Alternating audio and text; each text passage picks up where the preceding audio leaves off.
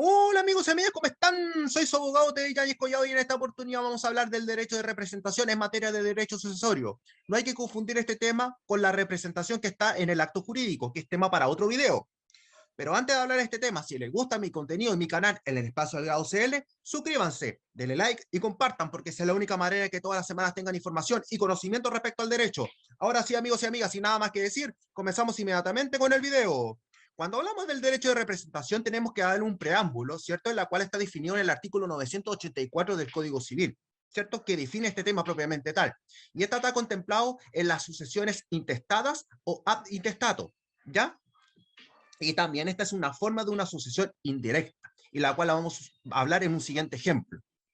Cuando el causante fallece, deja a Pedro la herencia, como hijo del causante.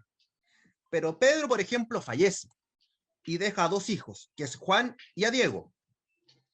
Estos habrán heredado al causante en el mismo lugar que tenía Pedro, el hijo del causante, si hubiese estado vivo. Entonces ahí tenemos tres sujetos, en la cual está el causante, el abuelo, Pedro, que es hijo del causante, y Juan y Diego, que son los nietos del causante, pero hijos de Pedro.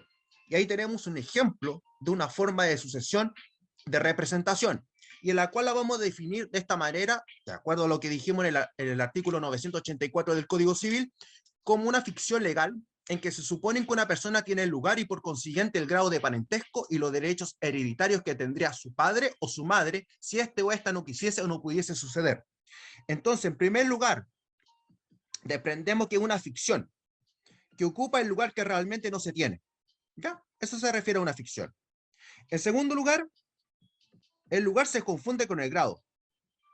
O sea, los derechos son consecuencia del grado. Téngalo claro. Y en tercero, tiene lugar cuando el padre o la madre no quieren o no pueden suceder. Y se puede representar a través de una persona viva. Es el concepto que da en cuanto al derecho de representación. Ahora, ¿cuáles son las personas que intervienen en el derecho de representación? En primer lugar, tenemos al causante, cuya herencia sucede.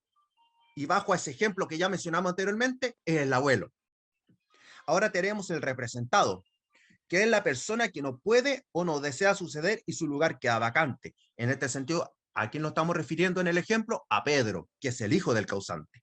¿Ya? Lo mencionamos en el ejemplo. Y en tercer lugar tenemos al representante.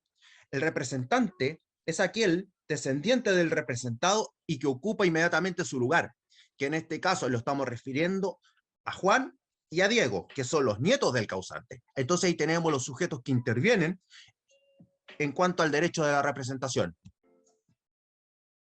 Ahora, amigos y amigas, cuando hablamos de los requisitos del derecho de representación, en primer lugar se debe tratar de una sucesión intestada, ¿ya? Porque si es testada y falta el asignatario, no ocupa su lugar sus descendientes, sino que recoge la asignación los herederos ab intestato, ¿ya? Esto se desprende del artículo 1162 del Código Civil que señala que no se pueden adquirir por representación legados o asignaciones a título singular, ¿ya? Ahora, el segundo requisito es que debe faltar el representado. ¿Por qué? Porque no puede o no quiere suceder. ¿Y cuáles son los casos que no pueden suceder? Porque es incapaz, porque es indigno, está desheredado o está fallecido. ¿Y por qué no quiere? Porque repudió la herencia. Nada más. Eso tienen que decir, porque repudió la herencia, el representado. ¿Ya? En tercer lugar, el representante desciende del representado. Obvio, porque la representación jamás va a operar a favor de un ascendiente si hay un grado más próximo. ¿Ya? Sabemos que la representación tiene que hacerse a través de la descendencia. Por ejemplo, abuelo, padre e hijo. ¿Ya? Pero jamás tiene que operar de esta manera. Abuelo, padre y que ascienda a la cónyuge del abuelo. O sea, a la cónyuge del causante. ¿Ya? Así no opera la representación. Para que entiendan el ejemplo. En cuarto lugar, el representante debe ser capaz y digno de suceder al causante. Quien sucede es el representante y sucede directamente al causante, ¿ya? Y se diferencia del derecho de transmisión, en la cual vamos a ver en un próximo video. ¿Y cuáles son esas consecuencias respecto a la capacidad y dignidad que se miran respecto al causante? La primera consecuencia es que el representante puede repudiar la herencia del representado y no obstante también representarle. ¿Ya? En segundo lugar, o la segunda consecuencia, es que el representante puede ser incapaz o indigno de suceder al representado. Y sucederá al causante con tal que sea digno y capaz de hacerlo. Esa es la segunda consecuencia. La tercera consecuencia es que el representante no es responsable de las deudas del representado, a menos que haya aceptado la herencia.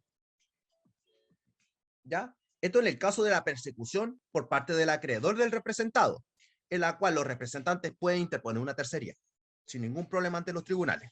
¿Ya? Esto en cuanto a los requisitos. Ahora, vamos a ver los efectos de la representación. El efecto importante de la representación es que el representante ocupa el lugar y se reputa que tiene el parentesco y los derechos hereditarios del representado, sin poder tener más de lo que éste le hubieran correspondido. Ese es el efecto principal que tiene la representación. Ocupa el lugar y se reputa que tiene el parentesco y los derechos hereditarios. Esos son los efectos.